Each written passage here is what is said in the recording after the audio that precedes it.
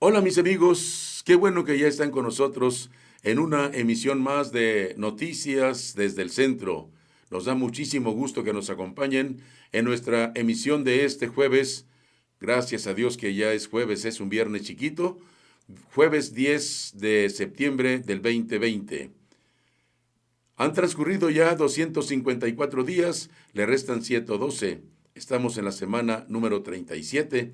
Hoy están de plácemes San Nicolás Tolentino, San Audberto y San Eduardo. Para usted que lleva cualquiera de estos nombres, muchas pero muchas felicidades.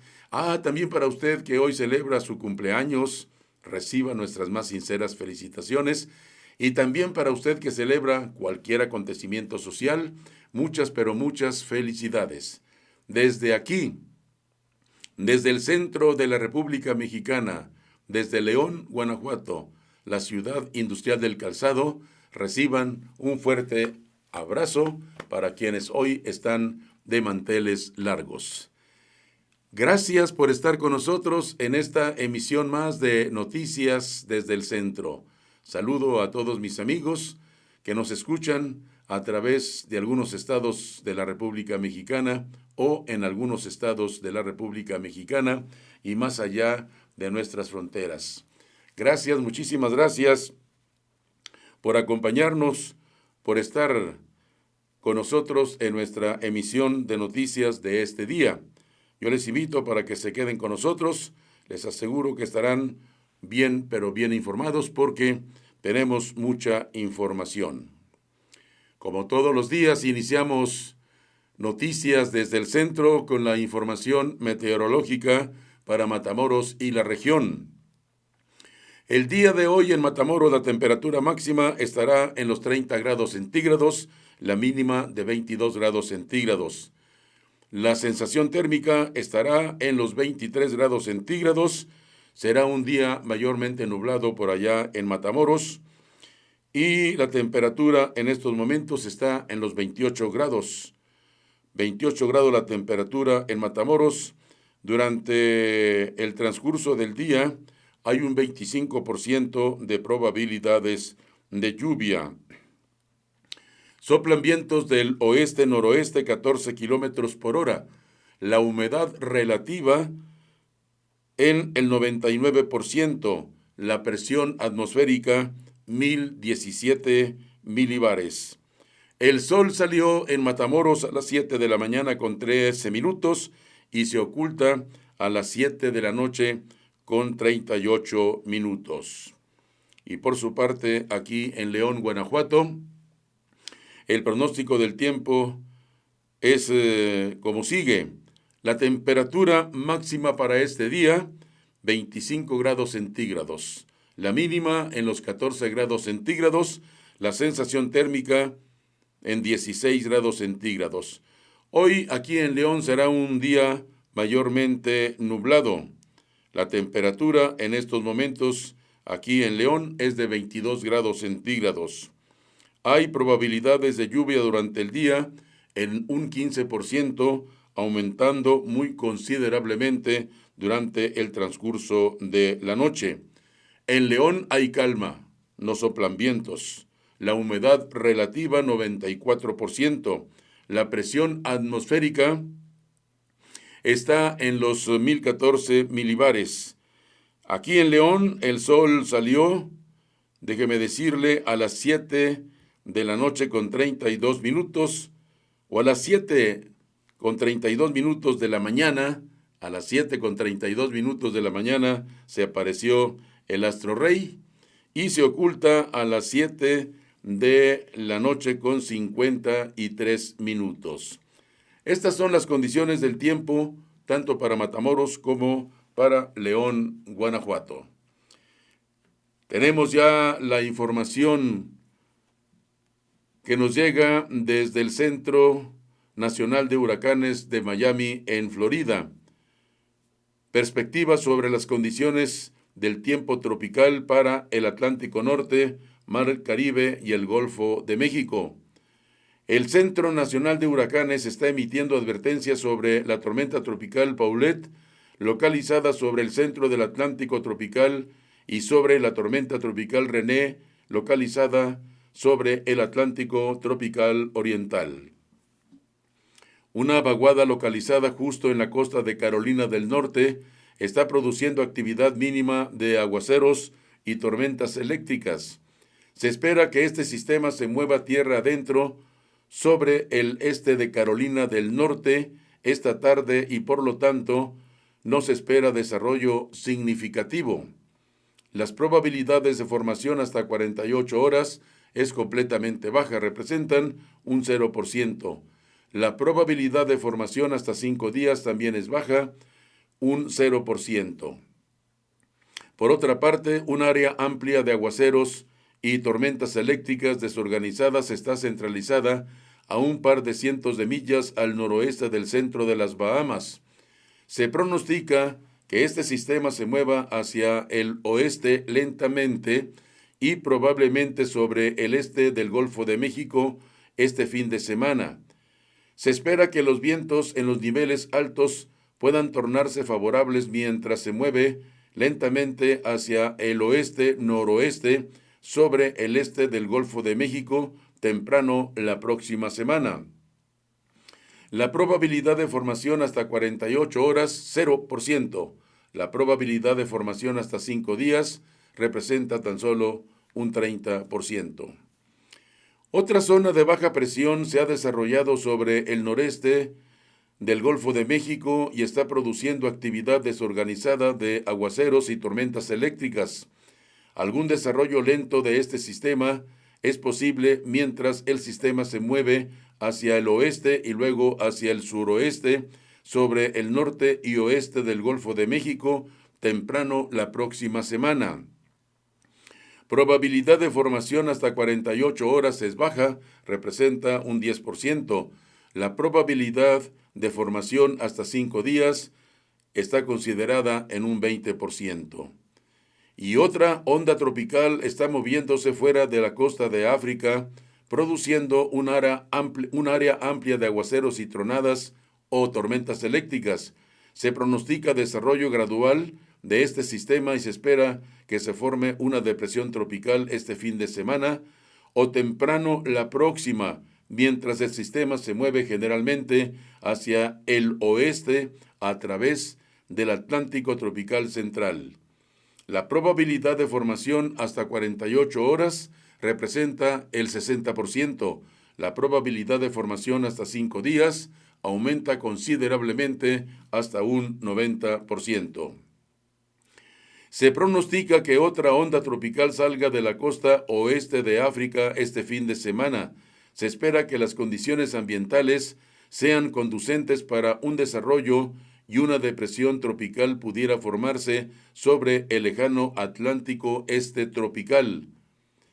Temprano la próxima semana, mientras el sistema se mueve lentamente hacia el oeste. La probabilidad de formación hasta 48 horas es tan solo de el 0% y la probabilidad de formación hasta 5 días representa un 40%. Esta es la información que estamos recibiendo en estos momentos directamente del Centro Nacional de Huracanes de Miami, en Florida, y traducido al español por el Servicio Nacional de Meteorología de San Juan, en Puerto Rico. Lo que sí es cierto es que hay mucha actividad tanto en el Atlántico Norte, Mar Caribe, como en el Golfo de México. Ahora veamos lo que pasa en el Océano Pacífico. Únicamente se puede apreciar la onda tropical número 34 y hay una estabilidad con un 20%, una zona de inestabilidad en el Océano Pacífico que representa un 20% según las noticias que estamos recibiendo. Ahora vayamos a las temperaturas máximas para algunos estados de la República Mexicana. En Tijuana, la temperatura máxima estará en los 29 grados centígrados. En Hermosillo 36 grados centígrados. En Los Cabos, 30 grados centígrados. Por cierto que en la parte norte de nuestra república descendió la temperatura el día de ayer por la tarde-noche. En Ciudad Juárez, la temperatura para el día de hoy máxima en los 24 grados. En Chihuahua, 27 grados. En Culiacán, 34. En Durango, 26 grados centígrados. En Saltillo, 22 grados. En Torreón, 28. En Tepic, en Nayarit, 26 grados centígrados. En Monterrey, la Sultana del Norte, la temperatura estará en los 23 grados centígrados. Y en Tampico, Tamaulipas, la temperatura en los 29 grados centígrados. En Zacatecas, la temperatura estará en los 21 grados centígrados. En Aguascalientes, 25, 27 en Guadalajara, 31 en Colima. En San Luis Potosí, la temperatura máxima, 23 grados centígrados. En Querétaro, la temperatura, 24 grados centígrados. En Chilpancingo, 26 grados centígrados. En Pachuca, 21 grados centígrados. En la Ciudad de México, 22 grados la temperatura. Y en Acapulco la temperatura estará en los 29 grados centígrados. En Veracruz, la temperatura máxima en los 31 grados centígrados. Y por otra parte, en Toluca, la temperatura el día de hoy en los 19 grados centígrados. En Cuernavaca, 27. En Puebla de Los Ángeles, 23. En Oaxaca, 26 grados la temperatura. En Villahermosa, 34 grados. En Tuxtla Gutiérrez, 32. En Campeche, 33 grados la temperatura. En Tapachula, 31. En Mérida, 34 grados la temperatura. Y en Cancún, la temperatura estará en los 31 grados centígrados.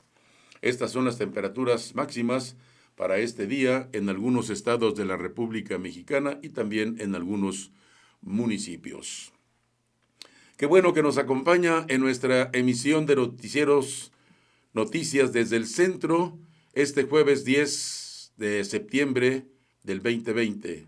Septiembre es el mes de la patria. Vamos a las noticias en portadas que publican los principales diarios que circulan a nivel nacional. Los estados piden en el presupuesto 2021.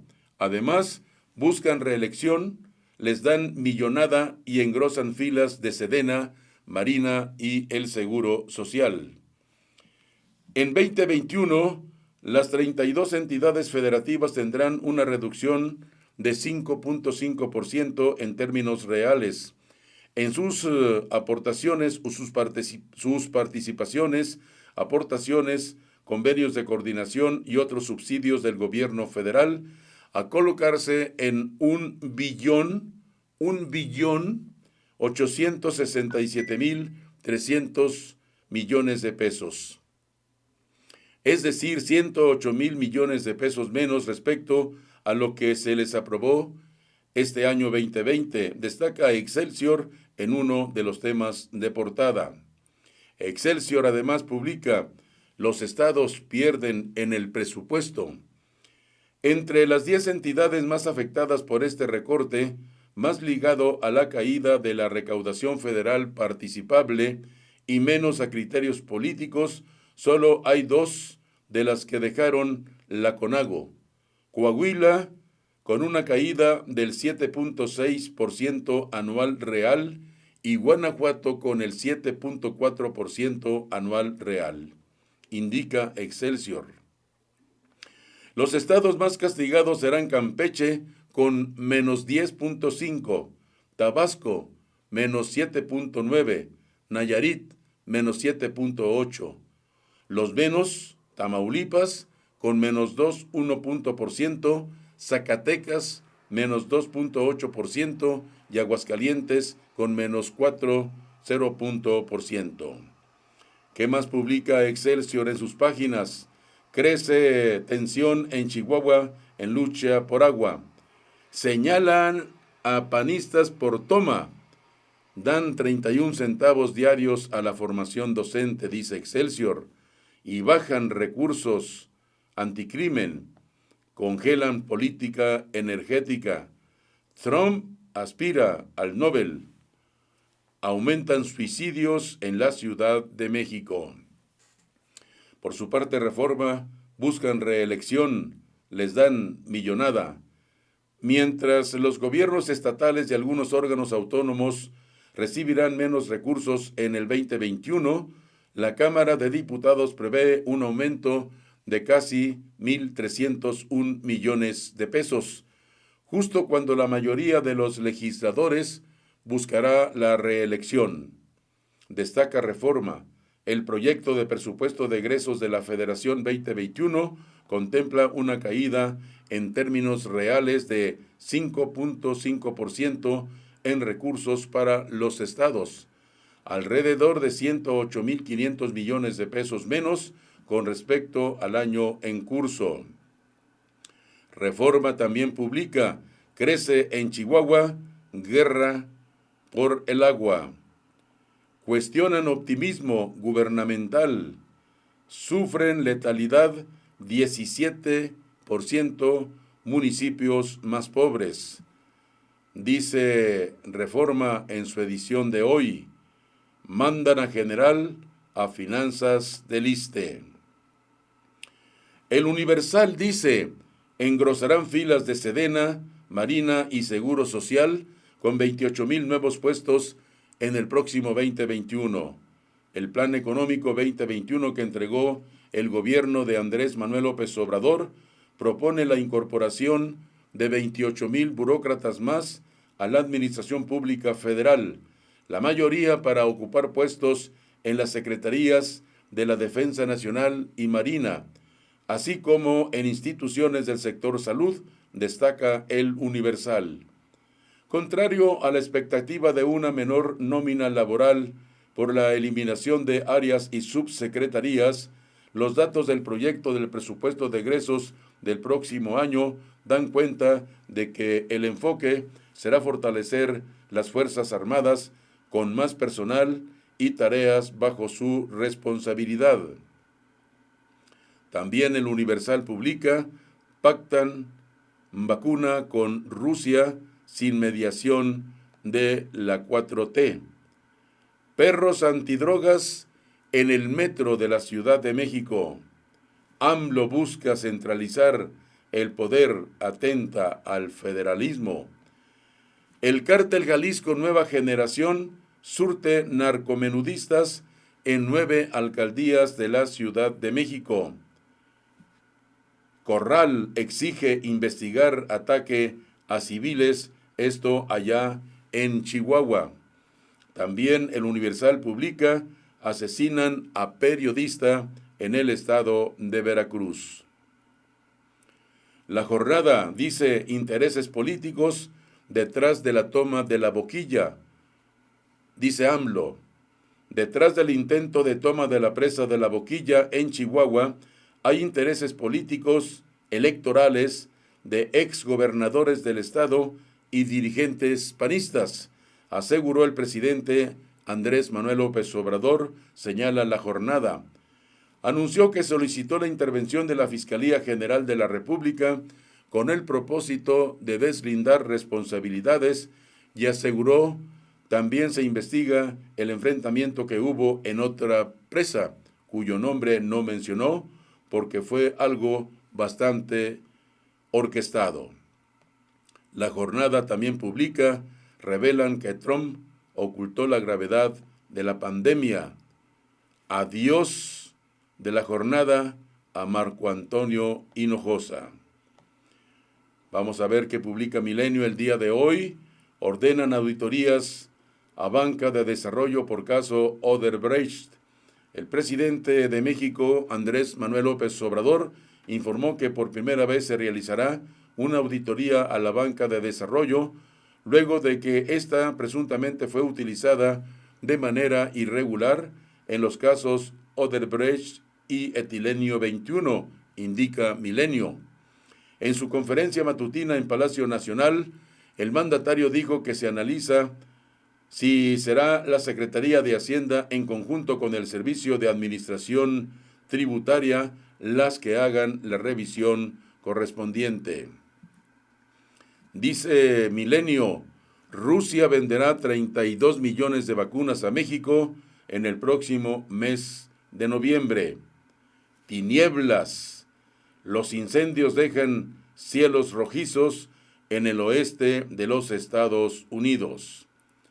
Por su parte, el Financiero publica ampliarán privados producción de petróleo en el 2021. El sector privado aumentará su producción de petróleo en el 2021 y eso contribuirá a alcanzar la meta de la plataforma petrolera de 1.857 millones de barriles diarios, prevista en el paquete económico, por lo que no se trata de una proyección optimista, aseguró Arturo Herrera, titular de la Secretaría de Hacienda y Crédito Público, en entrevista con El Financiero. El funcionario no descartó que en 2021 se vuelvan a inyectar recursos a Pemex para ayudar a la empresa en su situación financiera. Defendió la proyección de crecimiento económico de 4.6% y aseguró que la contratación de 700,000 millones de pesos de nueva deuda es compatible con la política presidencial de no endeudamiento. El Financiero también publica, México tiene más opciones de vacuna. Van por 11 fideicomisos más, dice El Financiero. Esto es lo que publican en sus páginas de su edición de hoy los principales diarios que circulan a nivel nacional. Estas y otras noticias podrá usted leerlas más ampliamente. Vamos a más noticias en la edición de este día de Noticias desde el Centro. En la Ciudad de México, usuarios podrán pagar el taxi con tarjetas, dicen en la Ciudad de México. La nueva versión de la aplicación desarrollada por el gobierno capitalino incluye esta posibilidad en la que no se cobrará comisión ni al pasajero ni al taxista. Los usuarios de taxis en la Ciudad de México ahora podrán pagar los servicios, los viajes, desde su celular mediante la nueva versión de la aplicación Mi Taxi, lanzada por el gobierno capitalino, que está libre de comisiones para el pasajero y el conductor.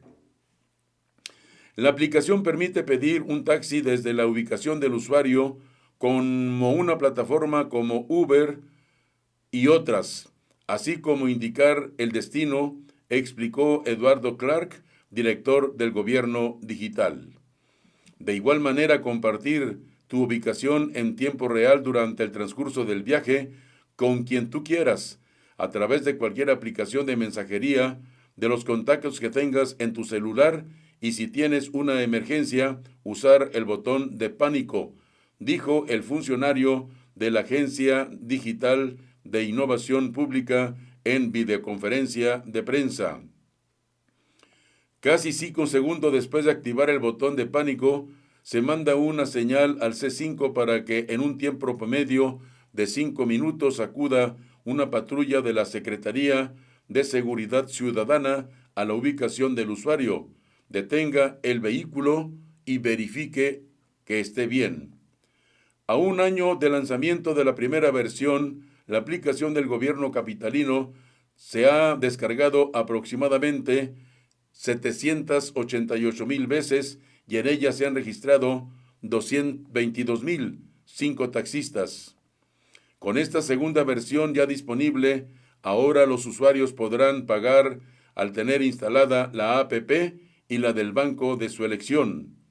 Con el celular deberán escanear el código QR visible dentro del taxi desde la aplicación de su banco, ingresar el monto que marque el taxímetro en Mi Taxi y confirmar el pago. Esto se da gracias al sistema de cobro digital del Banco de México. A través del pago electrónico se busca evitar el contacto con billetes y monedas ante la pandemia del COVID-19, además de que, a diferencia de las plataformas privadas, no se cobran comisiones. La diferencia aquí es el porcentaje que le cobran tanto al usuario que da el servicio como al que paga en plataformas. Hay un porcentaje de lo que se paga del viaje que se va directo a una cuenta en otros países, dice la jefa de gobierno capitalina Claudia Sheinbaum. En este caso, no se va a la cuenta de nadie más que a la del propio taxista y sale de la cuenta del usuario. No se paga ninguna comisión ni a los bancos ni a la operadora del servicio. Es un servicio que brinda la Ciudad de México, afirmó la jefa de gobierno. Por su parte, Andrés Layuz, secretario de Movilidad, indicó que la aplicación es segura, pues los taxistas deben tener varios registros ante el gobierno capitalino para poder utilizarla y se conoce la información tanto del propietario del vehículo como de quien lo conduce. Cuando ocurre un incidente de seguridad, parte de las dificultades está y nosotros, de hecho, construimos un registro de operadores de aplicación en poder identificar a quienes dan el servicio, dijo. En los servicios de aplicación, por ejemplo, es muy difícil saber quién es el dueño del vehículo porque está propuesto como un auto privado que da un servicio privado. En este caso, no, es público porque es un servicio público de transporte y esa información es pública, añadió. Mi taxi ofrece la opción de que el conductor pueda o no llamar al teléfono del usuario. La ADIP indicó que trabaja en un sistema para cifrar el número del usuario y del conductor para tener mayor protección de los datos personales de ambos. Dicen las noticias que nos llegan desde la Ciudad de México. Está usted en Noticias desde el Centro. Qué bueno que nos acompaña en nuestra emisión de este día. El gobierno de la Ciudad de México reduce gastos en medio de una caída de ingresos. Ante la emergencia del COVID-19, cuya atención ha costado al menos 4,899 millones de pesos hasta la primera mitad del año, el gobierno capitalino, encabezado por la jefa de gobierno, Claudia Sheinbaum, ha buscado reducir su propio gasto. La situación económica de la ciudad se agrava ante la disminución de los ingresos de lo que se esperaba.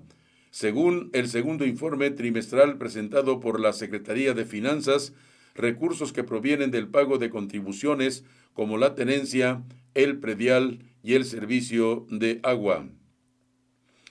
Durante el segundo trimestre de este año, los ingresos del sector público presupuestario ascendieron a 114,834 millones de pesos, cifra 8.8% inferior a la meta establecida para enero-junio del 2020, señala el documento. Uno de los ahorros más significativos por 222.1 millones de pesos entre el 1 de agosto y el 31 de diciembre del año anterior a través de la estrategia de compras consolidadas. Bajo este tipo de compras se agrupan bienes o insumos similares necesarios para varias dependencias en una sola compra. Así fueron adquiridos vales para los trabajadores del gobierno local, chalecos balísticos, llantas, cámaras y corbatas, indica el segundo informe de la jefa de gobierno en la Ciudad de México. Y también Sheinbaum presentará su informe ante los diputados de manera virtual. Los diputados de la Junta de Coordinación Política, JUCOPO, aprobaron por primera vez que la jefa de gobierno, Claudia Sheinbaum, presente ante el Congreso capitalino su segundo informe de gobierno vía remota ante la pandemia de COVID-19, aún presente en la ciudad. Sheinbaum rendirá su informe a distancia el próximo 17 de septiembre a las 9 horas en sesión solemne ante el Pleno, mientras los diputados que integran la mesa directiva y la JUCOPO sí acudirán de forma presencial en el recinto del Congreso y el resto de los legisladores la seguirá en forma virtual. Solo 2 funcionarios del gobierno de la jefa de gobierno también se presentarán ante el Pleno. José Alfonso Suárez del Real, secretario de Gobierno, el 18 de octubre, y Omar García Harfuch, secretario de Seguridad Ciudadana, el 21 de octubre. Mauricio Tabe del PAN y Jorge Gaviño del PRD pidieron que se presentaran también ante el Pleno los titulares o las titulares de la Secretaría de Salud, Oliva López, y de la Secretaría de Administración y Finanzas, Luz Elena González. El propósito es que las funcionarias puedan responder sobre el manejo de la pandemia COVID-19 y el uso de recursos públicos, así como la disminución en los ingresos por el pago de impuestos en la ciudad. Sin embargo, la propuesta fue rechazada. ¿Por qué debe comparecer la Secretaría o la Secretaria de Salud ante el Pleno? ¿Por qué no debe comparecer la Secretaria de Finanzas? ¿Por qué no debe comparecer el Secretario de Economía ante el Pleno? No, nos van a decir, pues porque no quieren venir y porque les dijeron en el centro que no vinieran para no cometer más ruido político. Reclamó Gaviño a la coordinadora de Morena, Marta Ávila, luego de que votara en contra. Durante la sesión de la Jucopo, legisladores de Morena, PRD y PAN se pronunciaron a favor de permitir que participe con un posicionamiento el Partido Verde, pese a que actualmente solo tiene una integrante, la diputada Alessandra Rojo de la Vega, pues formalmente no se ha disuelto el grupo parlamentario. La situación será definida también el próximo viernes. El resto de los secretarios del gabinete de Sheinbaum se presentarán ante la comisión que les corresponda bajo el siguiente calendario. La Secretaria de Salud, 23 de septiembre. Consejería Jurídica, 23 de septiembre. Secretaria del Trabajo, 25 de septiembre. Secretaria de Educación, Ciencia, Tecnología e Innovación, 28 de septiembre. Contraloría General, 28 de septiembre. Secretaría de Desarrollo Económico, 30 de septiembre. Secretaría de Turismo, 30 de septiembre. Secretaría de las Mujeres, 2 de octubre. La Secretaría de Cultura también el 2 de octubre. La Secretaría de Inclusión y Bienestar Social, 5 de octubre. La de Pueblos y Barrios, 5 de octubre. La de Desarrollo Urbano y Vivienda, 7 de octubre. La de Obras y Servicios, 7 de octubre. La de Movilidad, 9 de octubre. Y la de el Medio Ambiente, la comparecencia será también el 9 de octubre. Esta es la información de las actividades allá en la Ciudad de México. Una pausa, regresamos. Una triste noticia el día de hoy. El periodista Julio Valdivia es asesinado en Veracruz. Autoridades reportaron el hallazgo del cadáver del reportero, quien era colaborador del periódico El Mundo de Córdoba. Valdivia no había reportado ser blanco de amenazas. El periodista Julio Valdivia fue asesinado en Veracruz, informaron ayer miércoles autoridades del estado, donde Valdivia se convierte en el tercer comunicador víctima de homicidio doloso en el gobierno del morenista Cuitláhuac García, que inició en diciembre del 2018. El crimen contra el reportero nuevamente pone la mira sobre la falta de garantías que existen en Veracruz para el ejercicio periodístico, según lo han documentado organismos políticos y organizaciones civiles de los derechos humanos. Valdivia fue decapitado y su cuerpo fue arrojado a un costado de las vías del ferrocarril en la zona de Tenosapa, cerca de los límites de Veracruz con Oaxaca. En las inmediaciones del sitio también fue hallada la motocicleta que usaba el periodista. Ante el hecho, el gobierno estatal prometió esclarecer este homicidio. Condenamos el homicidio de Julio Valdivia, corresponsal de un medio de comunicación de Córdoba. Tal como hemos dejado claro anteriormente, en este gobierno no habrá impunidad.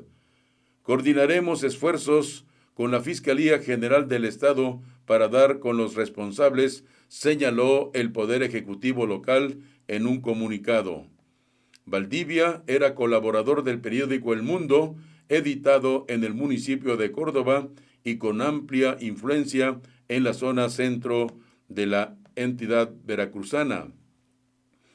Al tener conocimiento del crimen, la Comisión Estatal para la Atención y Protección de los Periodistas indicó o inició diligencias para dar seguimiento a las acciones de las autoridades y asesorar jurídicamente a la familia de Valdivia.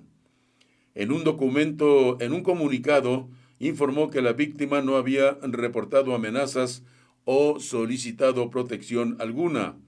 Hasta el momento de la agresión, no había reportado a esta comisión de alguna situación o amenaza que considerara un riesgo para su seguridad, señaló. En el periodo 2011-2016, cuando el priista Javier Duarte de Ochoa gobernaba Veracruz, 16 periodistas fueron asesinados. En tanto, en el bienio 2016-2018, cuando gobernó el panista Miguel Ángel Yunes Linares, los asesinatos de comunicadores en la entidad fueron de tan solo 5. La Secretaría de Gobernación se compromete con peticiones de feministas. La secretaria Sánchez Cordero se reunió con algunas de las mujeres que ocupan las instalaciones de la Comisión Nacional de Derechos Humanos y acordó con ellas la instalación de una mesa de trabajo permanente. La titular de la Secretaría de Gobernación, Olga Sánchez Cordero, consideró legítimos los reclamos de las feministas que mantienen ocupadas las instalaciones de la Comisión Nacional de los Derechos Humanos en la Ciudad de México. Sánchez Cordero, junto con otros funcionarios, se reunió con algunas de las mujeres protagonistas de la ocupación y acordó con ellas la instalación de una mesa de trabajo permanente. Las mujeres tienen luego reclamos legítimos, algunas de ellas derivados de sus propios casos y otras son colectivos que representan a varias víctimas, dijo. Vamos a darles una respuesta puntual sobre los reclamos que ellas nos están planteando sobre los puntos petitorios, agregó. Las inconformes pidieron a la secretaria Sánchez Cordero que reconozca en público la violencia de género sufrido por las mujeres, que todas las instituciones se abstengan de minimizar esta problemática, crear unidades especializadas en violencia de género en las fiscalías, las comisiones de búsqueda y organismos públicos de derechos humanos, extender la ley de amnistía a casos donde se criminalizó a las mujeres por exigir sus derechos, entre otros temas. Rosario Piedra, titular de la Comisión Nacional de los Derechos Humanos, no estuvo presente. La próxima reunión será para el 17 de septiembre en la Secretaría de Gobernación. El grupo cumplirá hoy una semana de haber tomado la sede de la Comisión Nacional de los Derechos Humanos como medida de presión para que se atiendan los casos de familiares de víctimas de la violencia.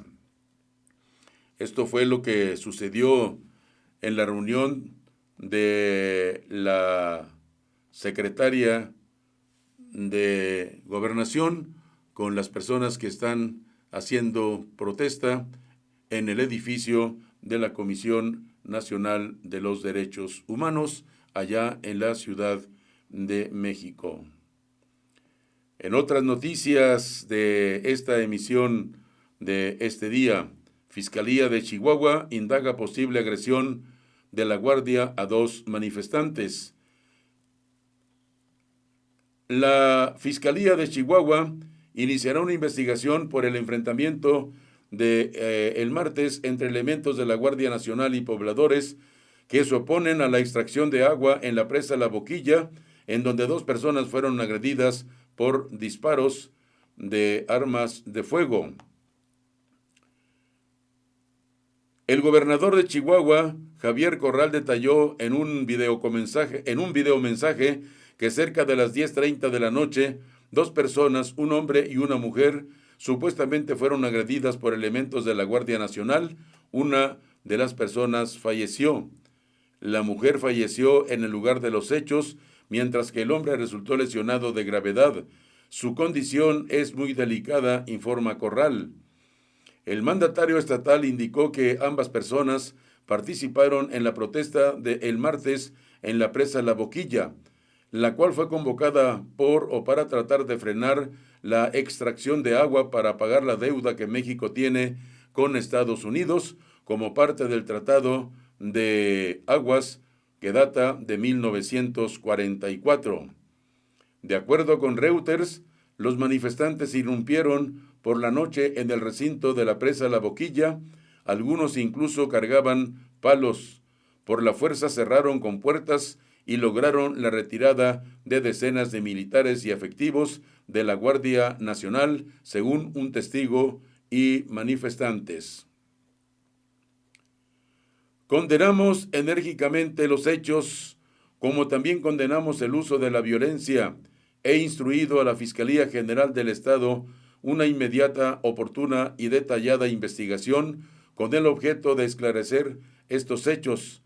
Exijo la participación de la Fiscalía General de la República para que en el ámbito de su competencia asuma su obligación de investigar estos hechos, agregó el gobernador de Chihuahua. La mañana del martes, el presidente Andrés Manuel López Obrador fue cuestionado por estos mismos hechos. Al respecto, apuntó que los pobladores que se manifestaron estuvieron alentados por exgobernadores y dirigentes políticos del Partido Acción Nacional. Se reunieron en la mañana exgobernadores de Chihuahua, dirigentes del PAN, encabezaron un mitin, luego caminaron hacia la presa. Ellos ya se fueron, pero repartieron palos y tomaron la presa, explicó durante su conferencia matutina. El conflicto del cumplimiento de este tratado ha estado vigente a lo largo de este año. Al menos en 3 ocasiones anteriores ya se han registrado confrontaciones similares. El pasado 5 de febrero, pobladores de los municipios de Camargo, La Cruz, Delicias y San Francisco de Conchos en Chihuahua se enfrentaron con elementos del Ejército y la Guardia Nacional, buscando impedir que se abrieran las compuertas de esta misma presa. El pasado 9 de junio, los agricultores volvieron a confrontarse de manera violenta en Ojinaga para impedir la extracción de la presa de Chihuahua. El 19 de julio, pobladores de los municipios de Rosales y Delicias, quienes también se oponían a la extracción de agua de la presa Francisco y Madero, conocido como Las Vírgenes, se enfrentaron con elementos de la Guardia Nacional. De acuerdo con Salvador Alcántar, representante de la Asociación de Usuarios de Riego del Estado de Chihuahua, los agricultores no se oponen a pagar esta deuda, sino que piden respetar los tiempos en que se venía cumpliendo con este acuerdo. El llamado a las autoridades ha sido esperar a que termine la temporada de lluvias para iniciar con la extracción de agua. Sin embargo, la Comisión Nacional de Agua ha reiterado en diversas ocasiones que pese a que ya no se extrae el agua de la presa, está garantizado el abasto de agua para los pobladores. Está usted en Noticias desde el Centro. Qué bueno que nos acompaña este jueves 10 de septiembre. En otras noticias, estamos todavía lejos para la vacuna contra el COVID-19. El secretario del Consejo de Salubridad General, José Ignacio Santos, advierte que aún falta camino por recorrer para tener la vacuna contra el virus en México. La ilusión de que antes de que termine el año pueda estar lista una vacuna contra COVID-19 y ésta llegue a México, ha entusiasmado a muchas personas que tras meses de confinamiento, estragos sanitarios y económicos, la ven como una pase a la recuperación y a la libertad. No obstante, una vez que los fármacos cumplan con los criterios de seguridad y eficacia, aún faltarían unos pasos en el país para que puedan ser aplicados. En entrevista, el secretario del Consejo de Salubridad General, José Ignacio Santos Preciado, recuerda que cualquier vacuna que se quiera traer al país debe ser aprobada por la Comisión Federal para la Protección contra Riesgos Sanitarios, COFEPRIS, y por un comité intersectorial del Consejo de Salubridad General, a fin de asignarle una clave para que pueda ser adquirida por el Gobierno de México. En su momento, cualquier vacuna que reúna los criterios de eficacia y seguridad tendrá que ser registrada en la Agencia Regulatoria de México, que es la COFEPRIS, una vez que tenga registro para poder ser adquirida por el sector salud, tendrá que recibir una clave del Compendio Nacional de Insumos para la Salud y esa clave la define un comité intersectorial del Grupo Terapéutico de Vacunas en el libro de medicamentos del compendio detalla. Las vacunas, recuerda Santos, pasan por un periodo largo de tener resultados favorables y como ejemplo pone el caso del VIH que aún no se ha logrado desarrollar, la vacuna del papiloma humano que tardó más de 10 años en reunir los requisitos, pero reconoce que los esfuerzos para tener una contra el virus SARS-CoV-2 se han acelerado desde inicio de la pandemia. Estamos lejos todavía, meses, espero que no años, pero sí, en el mejor de los casos a finales de este año tendremos algunas vacunas a nivel internacional. Al 7 de septiembre, la Organización Mundial de la Salud tenía identificadas 34 proyectos de vacuna en ensayos clínicos, es decir, ya en pruebas en humanos y 142 candidatos en fase preclínica. Hasta este momento, entre las más avanzadas se contaban la de la Universidad de Oxford y AstraZeneca, pero este martes dio a conocer que suspendió sus ensayos de fase 3 de su vacuna experimental luego de que uno de sus voluntarios desarrollara una reacción adversa. A la par que se atendía la emergencia sanitaria, empezó la carrera por las vacunas.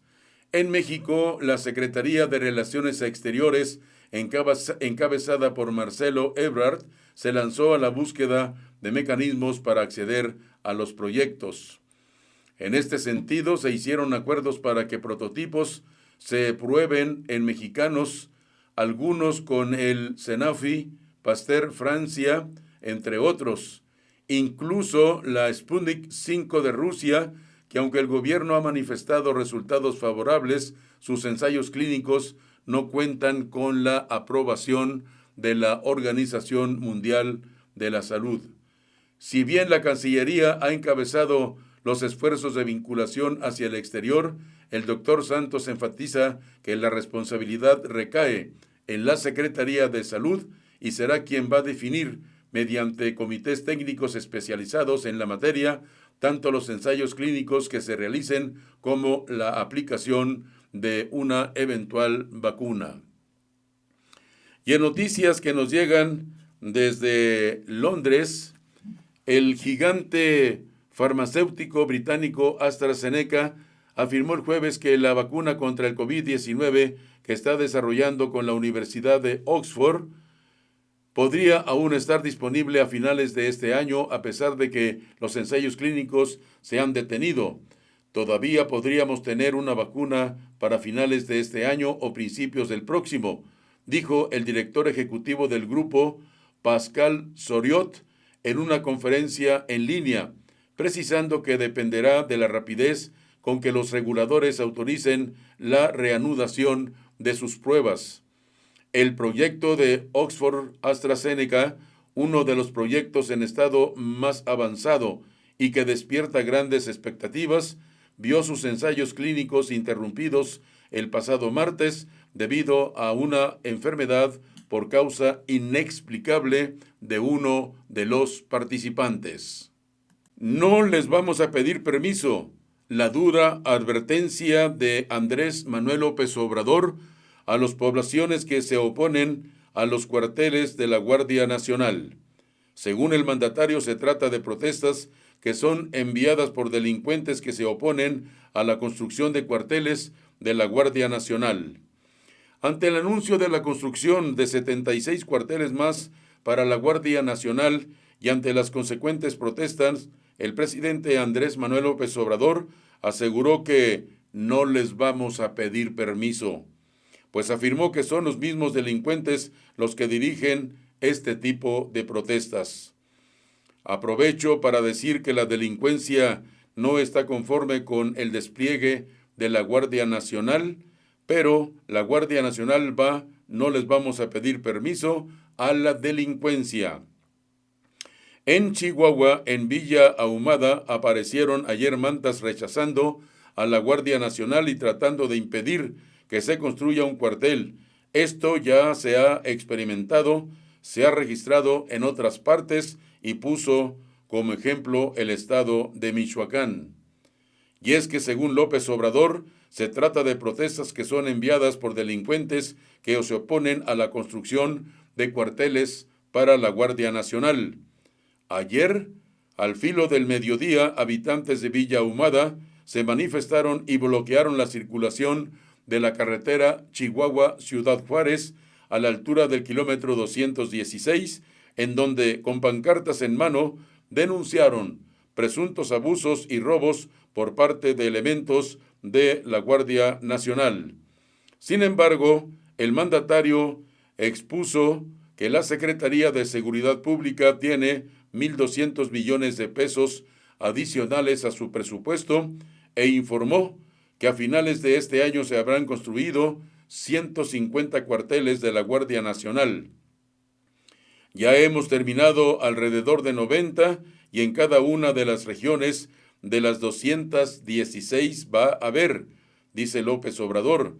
Explicó que el objetivo es que haya presencia de esta corporación en todo el territorio nacional, porque antes eran pocos y lo que hacían cuando había una situación difícil en un estado, se les mandaba a 500 o 1,000 elementos a esa entidad y los hospedaban en campamentos u hoteles en condiciones lamentables, afirmó.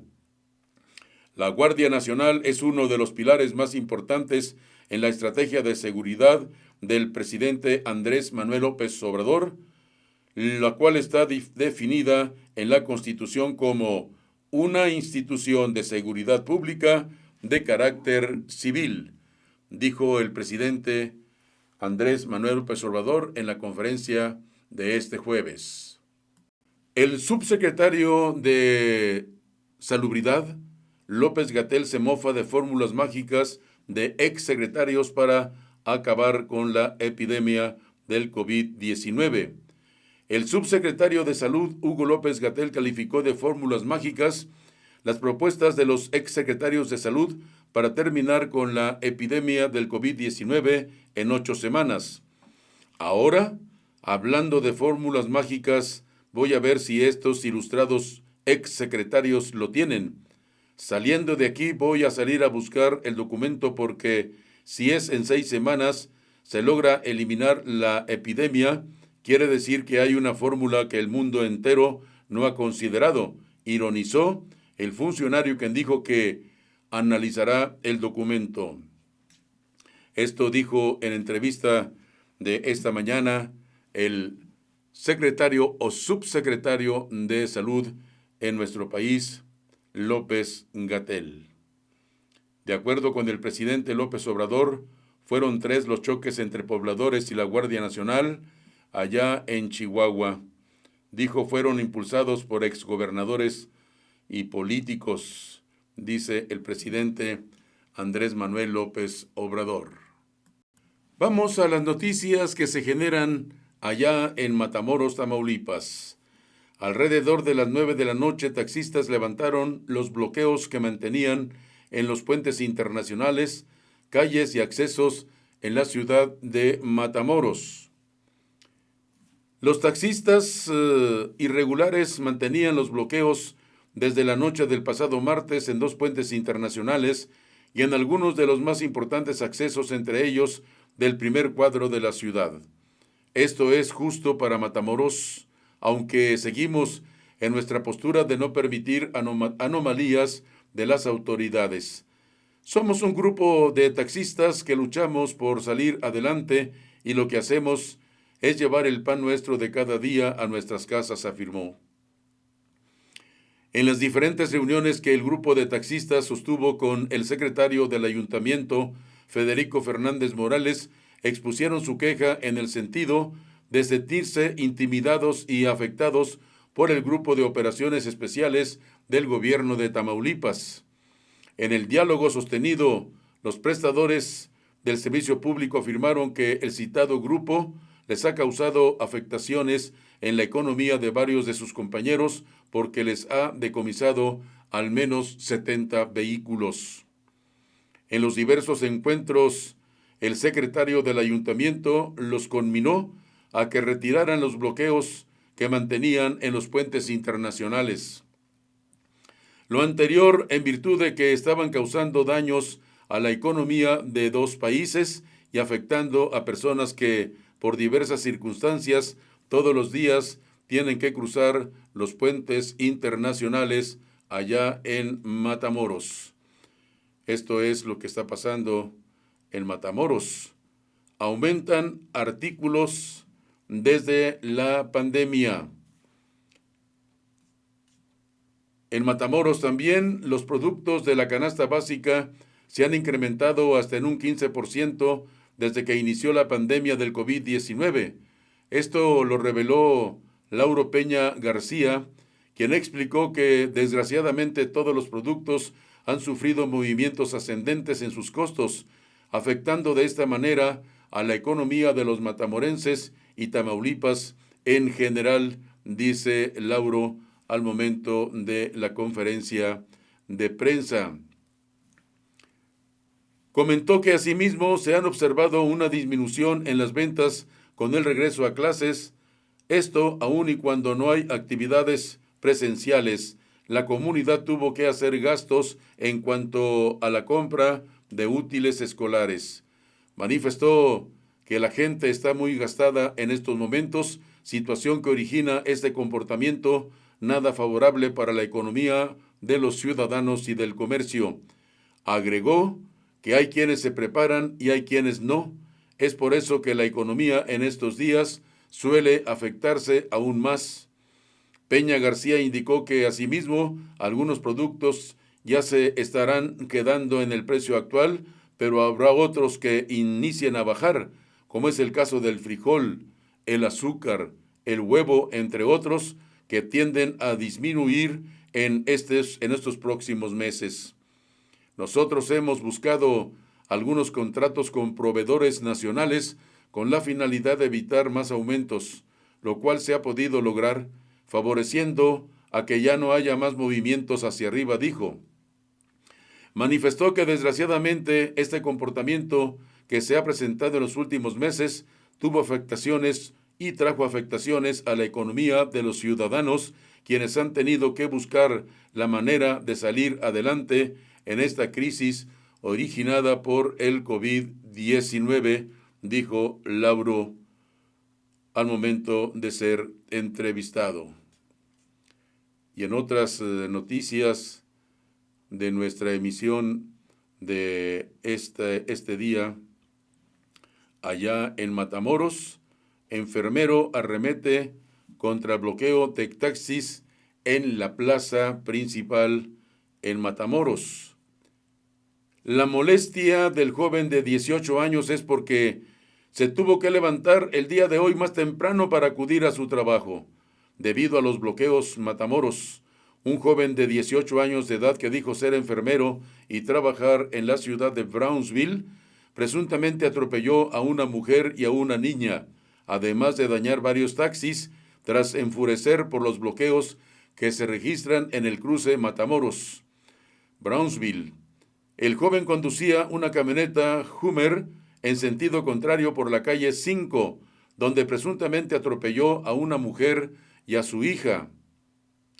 Posteriormente chocó contra varios vehículos estacionados.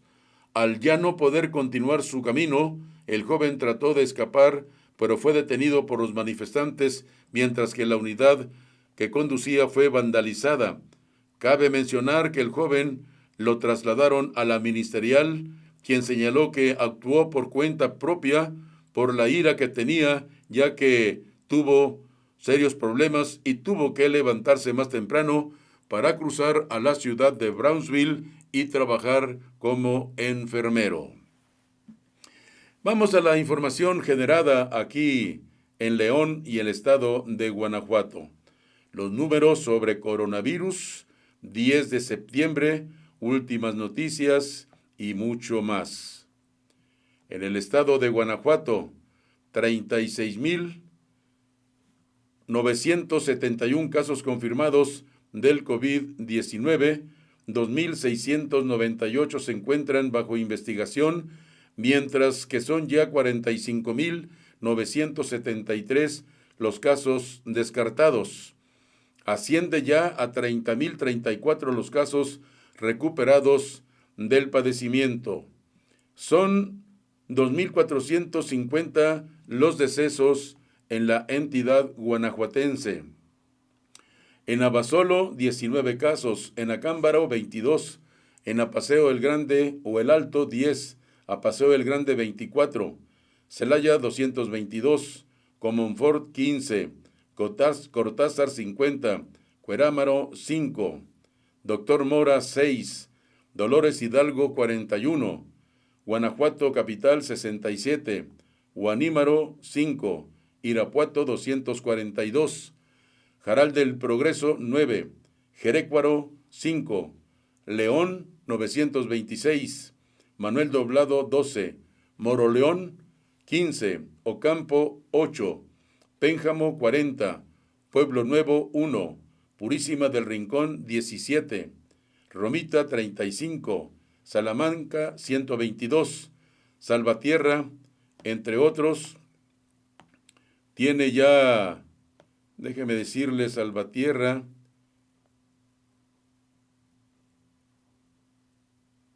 33, San Diego de la Unión, 6, San Felipe, 15, San Francisco del Rincón, 51, San José Iturbide, 16, San Luis de la Paz, 45, San Miguel de Allende, 22, Juventino Rosas, 36, Santiago Marabatío, 3, Silao, 146, Tarimoro, 5, Tierra Blanca, 4, Uriangato, 12, Valle de Santiago, 39, Victoria, 3, Villagrán, 30, Jichú, 3 y Yuriria, 13.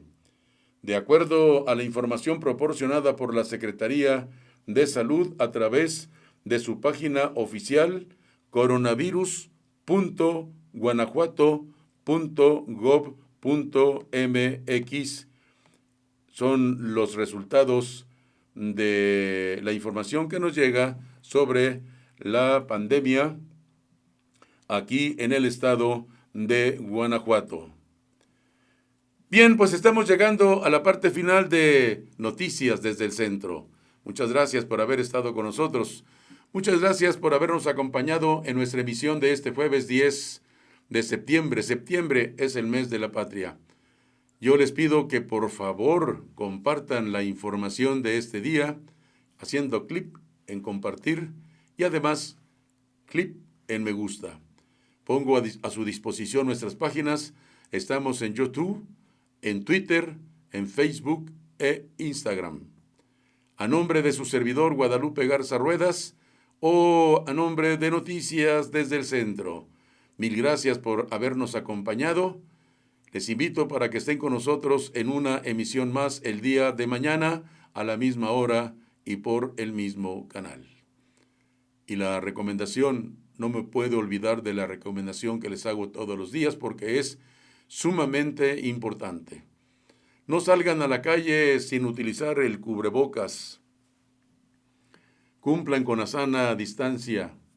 Lávense las manos continuamente con agua y con mucho jabón. Porque si ustedes se protegen, les aseguro que van a proteger a sus familias. También les recomiendo que no acudan donde haya muchas personas porque es lugar propicio para contraer el coronavirus. Cuídense y cuiden a su familia. Es necesario cumplir con las instrucciones que nos dan a través de los medios informativos, de las instrucciones de la Secretaría de Salud de nuestro país. Gracias, muchísimas gracias por habernos acompañado. Les invito para que estén, repito, nuevamente con nosotros el día de mañana a la misma hora y por este mismo canal. Hasta luego.